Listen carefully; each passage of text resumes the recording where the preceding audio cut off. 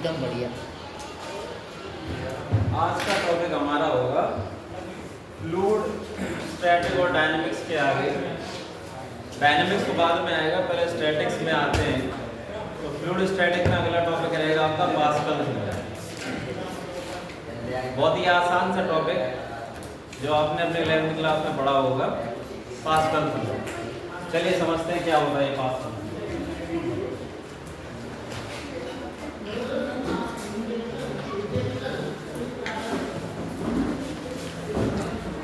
इसको दो लैंग्वेज में समझ सकते हैं आप। पहला दोनों बात एक ही है, लेकिन जो आपको बेहतर लगे वो आप यूज कर सकते हैं। अगर किसी कंटेनर में कोई ऐसा फ्लूइड रखा हुआ है जो इनकम्प्रेसिबल है, इनकम्प्रेसिबल का मतलब जिसे कंप्रेस नहीं किया जा सकता। अब कंप्रेस नहीं किया जा सकता का मतलब है कि डेंसिटी रिमेन्स कांस्टेंट। डेंसिटी कैसी रहेगी? कांस्टेंट रहेगी, यानी कि आपकी भाषा में जिसे कहते हैं घनत्व। घनत्व जो है यानी कि डेंसिटी उसकी कांस्टेंट रहेगी। अच्छा, अब आते हैं इधर। तो पास्कल ने ये कहा था कि किसी भी कंटेनर में अगर फ्लूइड रखा हुआ है तो प्रेशर जो ट्रांसमिट होता है वो हमेशा इक्वल होता है, ट्रांसफर एक और सभी डायरेक्शन में ट्रांसमिट होता है। फॉर एग्जाम्पल मान के चलिए कि ये कंटेनर है और इस कंटेनर में आपने फ्लूइड भर रखा है, तो उसके कहने का सेंस ये है कि जो भी प्रेशर होता है वो सभी डायरेक्शन में इक्वली ट्रांसमिट होता है, चाहे वो इस डायरेक्शन में हो, लेफ्ट हो, राइट हो, डाउनवर्ड हो, किसी भी डायरेक्शन की बात की जाए तो वो हर डायरेक्शन में इक्वली ट्रांसमिट होता है प्रेशर। ये बताता है पास्कल लॉ। अच्छा, दूसरी भाषा में क्या है? दूसरी भाषा में, दूसरी लैंग्वेज में ये कह दिया जाता है कि सेम हाइट पर प्रेशर सेम रहता है और जैसे जैसे डेप्थ इंक्रीज करते हैं, गहराई इंक्रीज करते हैं, उसका प्रेशर बढ़ता जाता है। ठीक, फिर से रिपीट कर रहा हूँ। दूसरी लैंग्वेज में ये कहा जाता है कि सेम हाइट पर प्रेशर कैसा रहेगा? सेम रहेगा। कैसा रहेगा? सेम रहेगा। और जैसे जैसे डेप्थ इंक्रीज होगी वैसे वैसे आपका प्रेशर बढ़ता जाएगा। क्लियर? अब आगे यहाँ पर फॉर एग्जाम्पल आप एक एग्जाम्पल से समझते हैं। मान के चलिए इस कंटेनर में मैं होल कर लेता हूँ। एक तो करता हूँ बॉटम पे, एक करता हूँ यहाँ मिडिल में और एक करता हूँ यहाँ टॉप पे। तीन जगह मैंने होल किया है, ए, बी और सी। तीन जगह होल कर दिया। आप इसमें नोटिस कर सकते हैं कि सबसे ज्यादा प्रेशर से पानी किधर से निकलेगा? ए से, बी से या सी से? बी, बी से। आप वरना घर पे आपका एक टब रखा हो या बाल्टी रखा हो तो होल कर देना बराबर। ए बी सी तीनों बराबर। कुछ लोग बता रहे हैं ए बी सी तीनों में प्रेशर बराबर होगा, कुछ लोग बता रहे हैं कि बी पे प्रेशर ज्यादा होगा और कुछ लोग बता रहे हैं ए पे ज्यादा होगा और थोड़े से लोग बता रहे हैं कि सी पर ज्यादा होगा। एक काम करिए, घर पे आपका कोई बाल्टी रखा हो, टब रखा हो तो उसमें होल करके खुद ही देख लेना।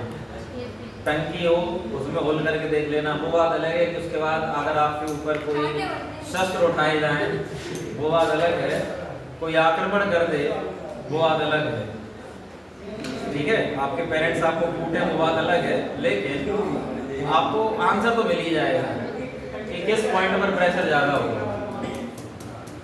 है, अगर आप नोटिस करें तो भी आपने ये देखा होगा, नॉर्मली आप यूज कर सकते हैं कोई भी ऑब्जेक्ट को, तो भी पता होगा कि आपका प्रेशर ए पर सबसे ज्यादा हाईएस्ट होता है, उसके बाद थोड़ा कम होगा यहाँ पर, एवरेज ले लेते चलो इसे, और ये होगा सबसे लोएस्ट। आप ये नोटिस कर सकते हैं। तो यहाँ पर भी सिचुएशन वही आ रही जो मैंने भी बताई थी, क्या कि जैसे जैसे डेप्थ आपकी इंक्रीज होगी वैसे वैसे आपका प्रेशर भी कैसा होगा? इंक्रीज होता जाएगा जैसे जैसे डेप्थ इंक्रीज होगा। तो आप इस 3 पॉइंट को देख सकते हैं। तो 3 पॉइंट में डेप्थ ज्यादा किसकी आ रही है, ए की, बी की या सी की? ए की डेप्थ सबसे ज्यादा आ रही है।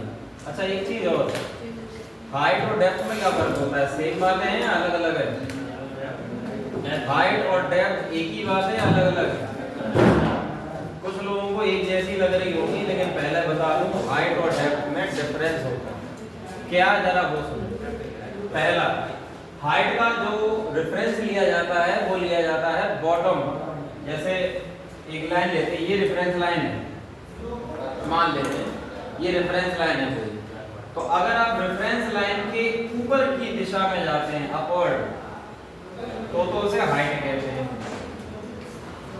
और अगर आप रेफरेंस लाइन के नीचे वाली दिशा में जाते हैं तो उसे डेप्थ कहते हैं, गहराई कहते हैं। एक एग्जांपल लेते हैं, मान के चलिए इस जमीनी स्तर से जब आप बिल्डिंग खड़ी करते हैं, पहले फ्लोर, दूसरे फ्लोर पे, थर्ड फ्लोर जो भी है, तो आप उसकी हाइट बताते हैं कि लेंटर कितनी हाइट पे डाल रहे हैं आप? अच्छा 15 फीट पे डाल रहे हैं, 20 फीट पे डाल रहे हैं। दूसरी वाली लेंटर कितने पे डालेंगे? हाइट बोलेगा। और फिर जब कहेगा कि आप गड्ढा खोद रहे हैं, अच्छा कितनी गहराई पे खोद रहे हैं? फिर आप बोलेंगे 5 फुट गहरा गड्ढा खोद रहे हैं। 5 फुट गहरा गड्ढा खोद रहे हैं। ये जो 5 फुट गहरा बोला, ये क्या है? ये डेप्थ है। समझ गए? तो रेफरेंस लाइन से जब आप अपवर्ड डायरेक्शन में जाते हैं तो हाइट होती है, और जब रेफरेंस लाइन से डाउनवर्ड जाते हैं तो डेप्थ होती है। क्लियर? फिर से बोल रहा हूँ, याद रखना, क्योंकि इस चैप्टर में बार बार हाइट और डेप्थ रिपीट होंगे। तो ये बात ध्यान रखिएगा कि दोनों में बस इतना ही फर्क है दोनों ही लेंथ। ये भी लेंथ है, ये भी लेंथ है, ये भी मीटर है, ये भी मीटर है, इसकी डायमेंशन L है, इसकी भी डायमेंशन L है।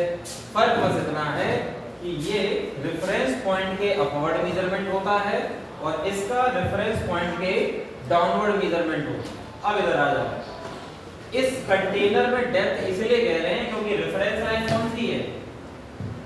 ये जहां पर आपने कंटेनर फिल करके रखा हुआ है, या कह लो कंटेनर का टॉप, तो ये रेफरेंस लाइन है। जब आप यहां से मेजरमेंट करेंगे तो डाउनवर्ड ही तो आ रहा है, इस वजह से इसे डेप्थ कहा जाता है। समझिए?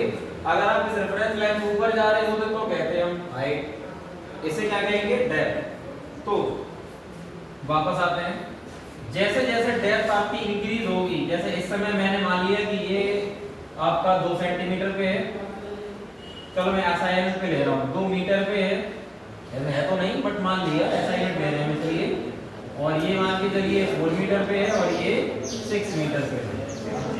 तो इसका मतलब ये है कि पूरे कंटेनर में जो फ्लूइड भरा हुआ है वो कितने मीटर पे भरा है?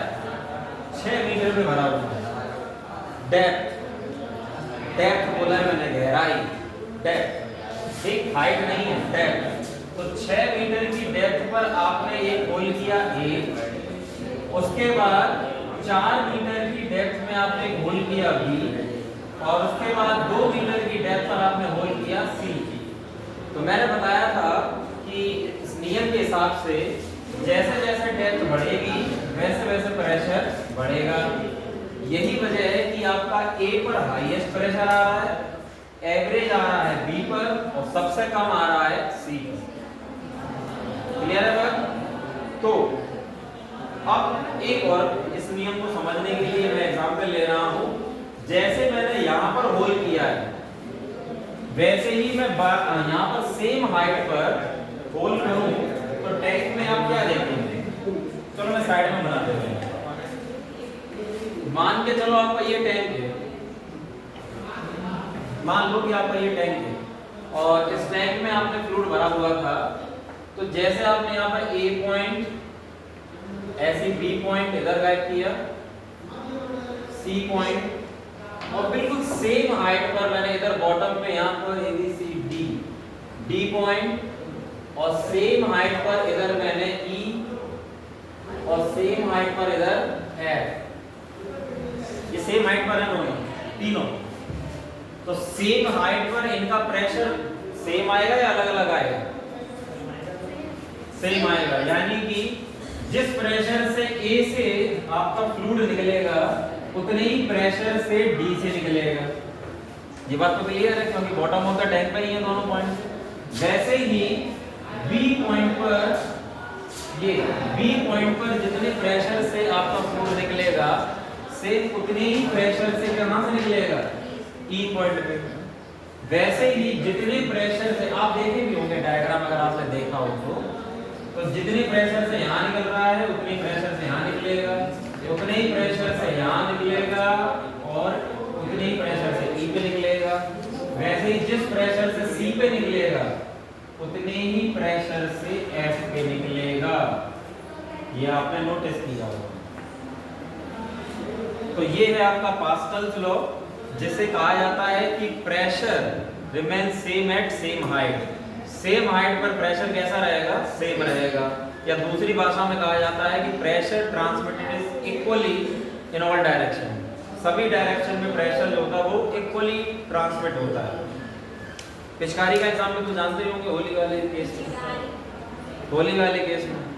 तो जब आप उस पिचकारी से उस फ्लूइड को भर लिए, पानी को अपना रंगीला कलर भर लिए, जब आप उस रंगीले कलर को भर लेते हैं, अंदर जिस पिस्टन का मूवमेंट करा रहे हैं, क्या वो खाली प्रेशर आगे वाले फ्लूइड पर ही डालता है कि सभी पे डालता है? पूरे पिचकारी में जो फ्लूइड भरा हुआ है, जो रंग, जो पानी जो भरा हुआ है, वो प्रेशर सिर्फ थोड़े से पानी में ही ट्रांसमिट होता है कि पूरे पानी में ट्रांसमिट होता है? सभी में होता है ना। वो बात अलग है, नोजल जहां पर लगा हुआ है, नोजल से हाई प्रेशर से जेट निकलता है, वो अलग केस है, लेकिन निकलता तो हाई प्रेशर सभी में ही है। तो इसका मतलब ये है कि प्रेशर इक्वली ट्रांसमिट होता है सभी दिशाओं में। करेक्ट बात है, समझ में आ गया? ये था आपका पास्कल्स लॉ, जिसमें सेम हाइट पर प्रेशर सेम रहेगा और जैसे जैसे आपकी डेप्थ बढ़ेगी वैसे वैसे प्रेशर बढ़ेगा। क्लियर? अब आगे इसके बाद कुछ फॉर्मूले हैं जो प्रेशर ऑफ फ्लूइड को बताते हैं। तो प्रेशर ऑफ फ्लूइड का फॉर्मूला क्या रहेगा? बहुत बार सुना होगा आप लोगों ने, रो जी एच। ये वाला फॉर्मूला सुना है, रो जी एच। ये आया कैसे? अच्छा पहले कौन क्या है ये तो बता दो। रो कौन है? Density of fluid. जी क्या है? Acceleration due to gravity, acceleration due to gravity.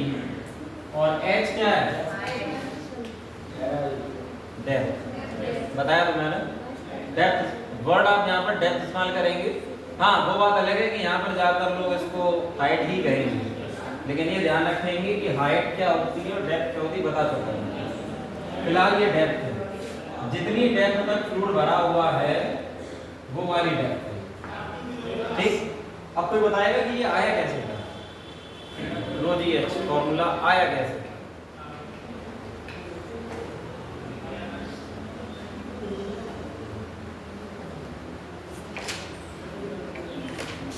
Row ji H तो सबको याद ही है, लेकिन आया कैसे था? कोई रेफरेंस बताएगा कैसे आया था, किस फॉर्मूले से निकल के आया था और कैसे आया था?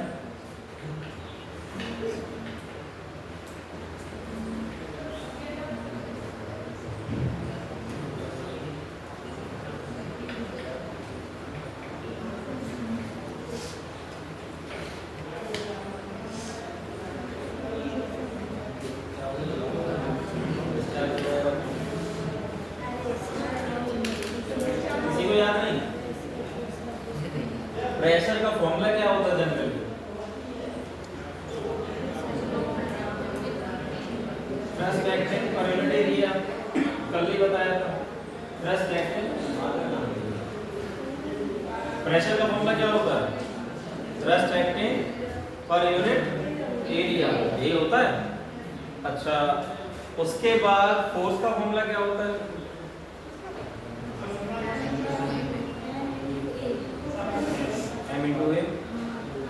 अब वही फोर्स अगर वेट बन जाए तो क्या होता है? mg। क्या बन जाएगा? mg, यानी फोर्स की जगह आ जाएगा mg। अपॉन में क्या है? एरिया। अपॉन में क्या है? एरिया। अब एरिया आप ये जानते हैं, वॉल्यूम बराबर क्या होता है, एरिया इंटू डिस्टेंस। वॉल्यूम बराबर क्या होता है, एरिया इंटू डिस्टेंस। इन फॉर्मूले का इस्तेमाल करके आया था। चलिए देखिए बता देता हूँ।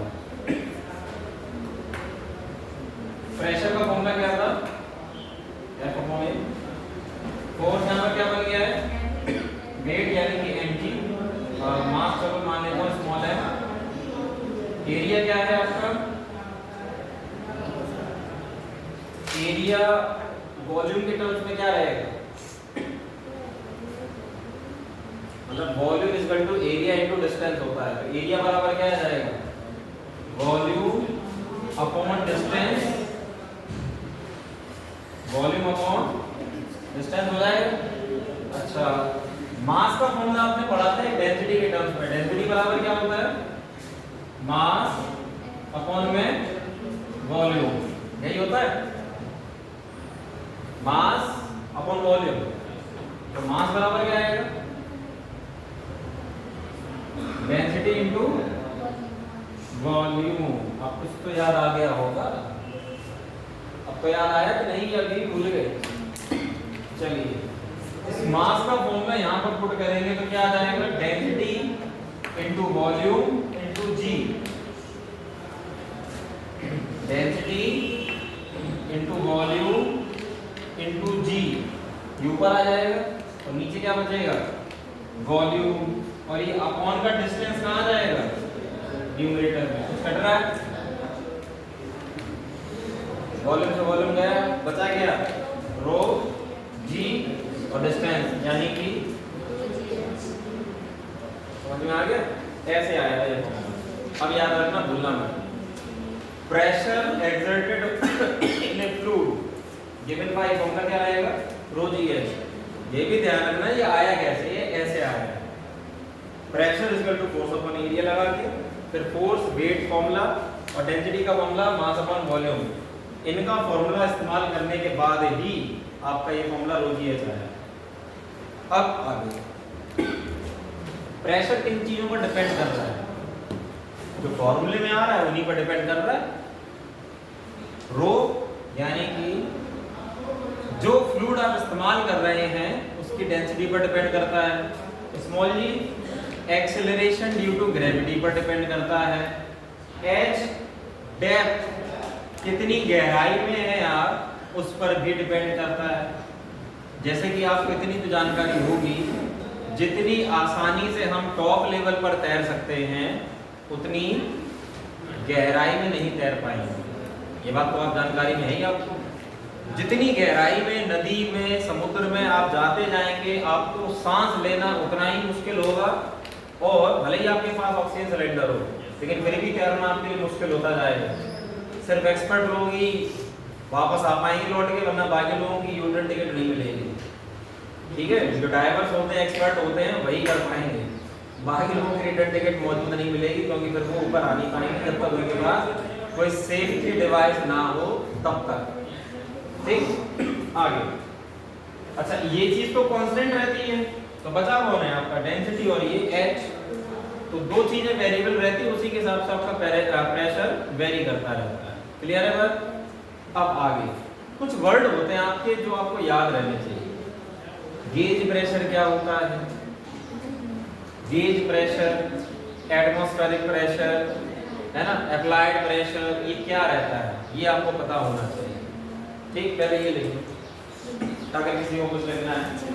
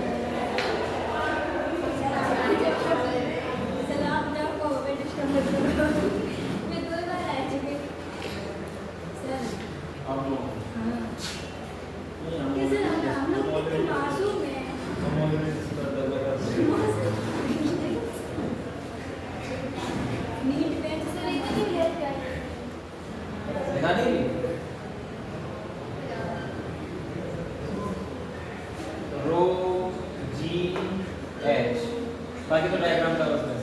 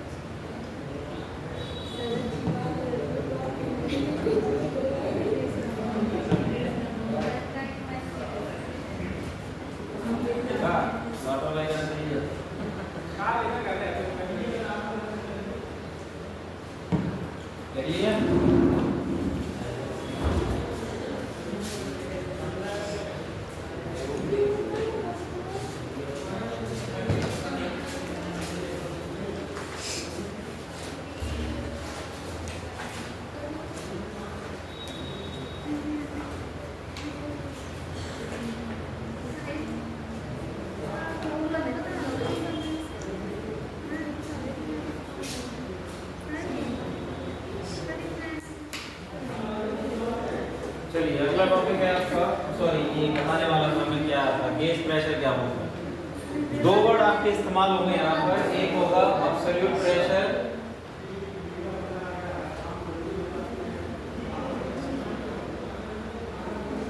और एक होता है आपका गेज प्रेशर।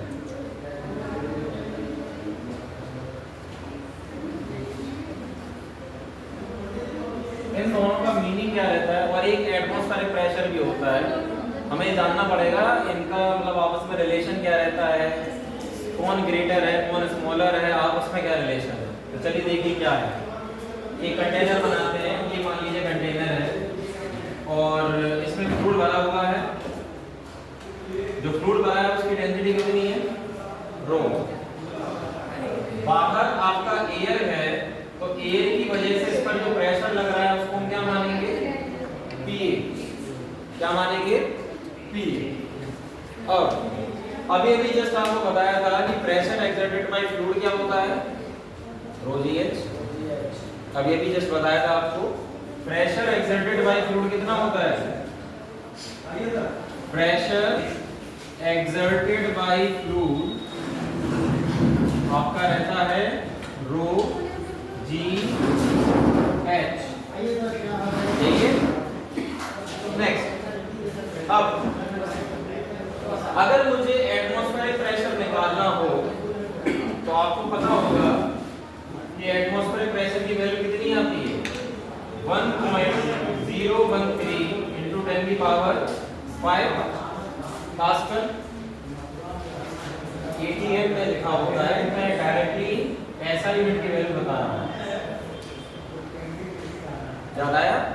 और 1 बार में कितने पास्कल होते हैं, 10 की पावर 5 पास्कल, ये पता होगा आपको। तो एटीएम में सफिक्स में लिख दिया है पहचानने के लिए। एटीएम का मतलब एटमॉस्फेरिक प्रेशर है।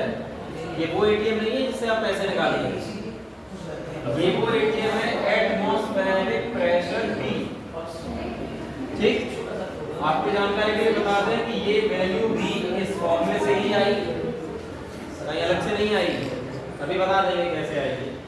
फिलहाल चलिए वापस इधर आते हैं, पहले ये एक्सप्लेन कर दें। मान लीजिए कि मैं कोई एक पॉइंट कंसीडर कर रहा हूँ, चलो बॉटम पे कंसीडर करते हैं। ये बॉटम पे पॉइंट है आपका, ठीक है। इन बॉटम के तीनों पॉइंट पर प्रेशर कैसा रहेगा, सेम। बॉटम के तीनों पॉइंट पर प्रेशर कैसा रहेगा, सेम रहेगा। अब तीनों पॉइंट पर जब प्रेशर रहेगा तो आप जरा इतनी सी बात बता सकते हैं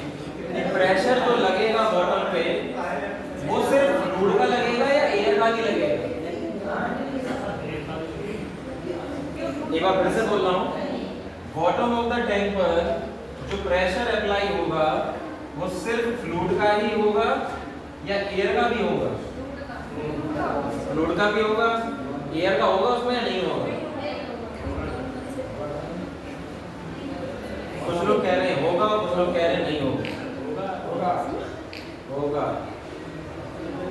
एटमॉस्फेरिक प्रेशर ऊपर इस पर अप्लाई हो रहा है।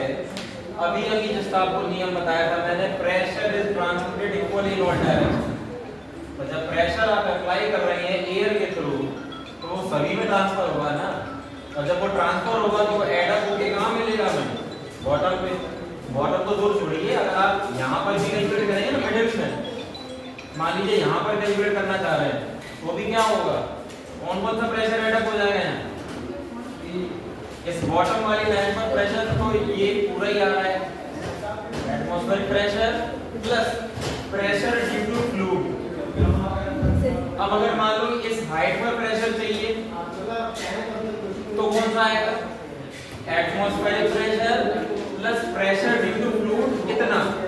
इतनी गहराई पर, पूरा नहीं आएगा फिर। जितनी हाइट तक आप बात कर रहे हैं उतनी ही हाइट तक आएगा, ये बात ध्यान रखिए। क्लियर है बात? तो इस केस में अगर मैं टोटल प्रेशर निकालना चाहूं तो क्या है, तो आपकी जानकारी के लिए बता दें, टोटल प्रेशर आएगा PA प्लस रो GH। कितना आएगा?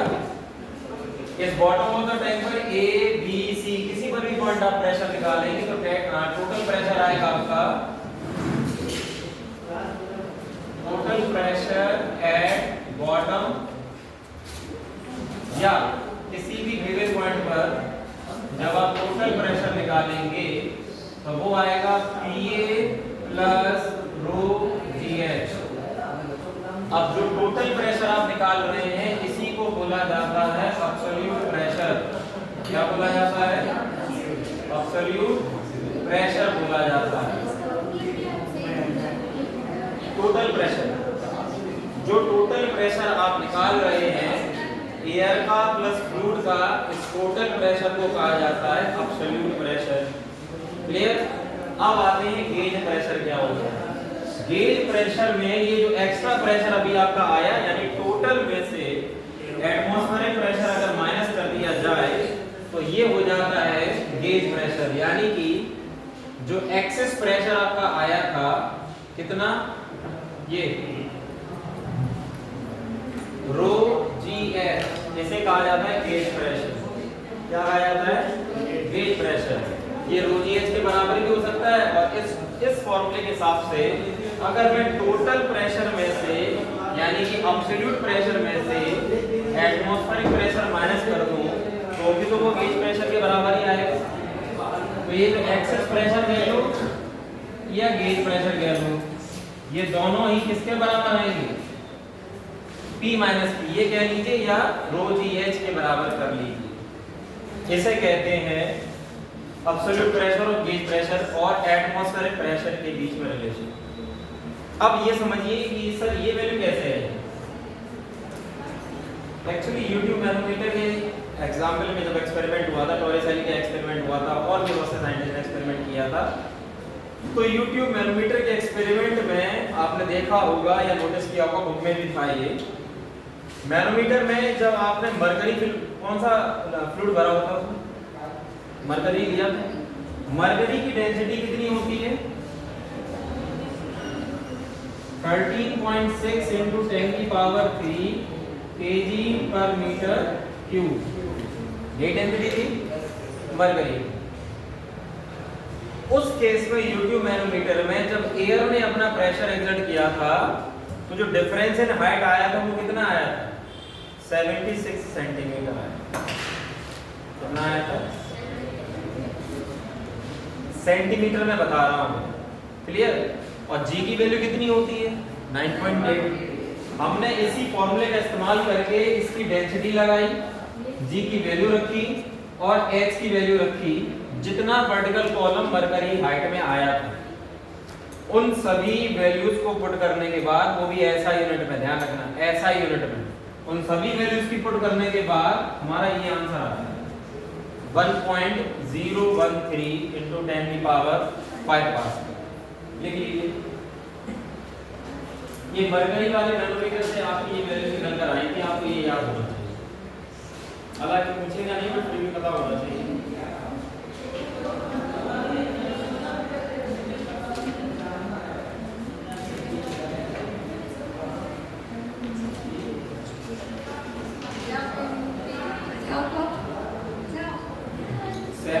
सेंटीमीटर था हाइट का, जो कॉलम था वो कितना था 76 सेंटीमीटर। यहाँ लिख देता हूँ। उस केस में जी की वैल्यू थी आपकी 9.8 और ये सेंटीमीटर में तो लोगे नहीं, मीटर में लोगे। मीटर में कितना आएगा 0 10 की पावर -2 इंटू होता है, यानी कि 0.76 मीटर ऑफ एचजी। जब आप इन तीनों की वैल्यूज पुट करते हैं तो आपका प्रेशर निकल के आता है एटमॉस्फेरिक 1.013 into 10 की पावर 5 पास्कल। लिख लीजिए। ये बेसिक है आपका फ्लूइड स्टैटिक्स का, जो आपको याद होना चाहिए।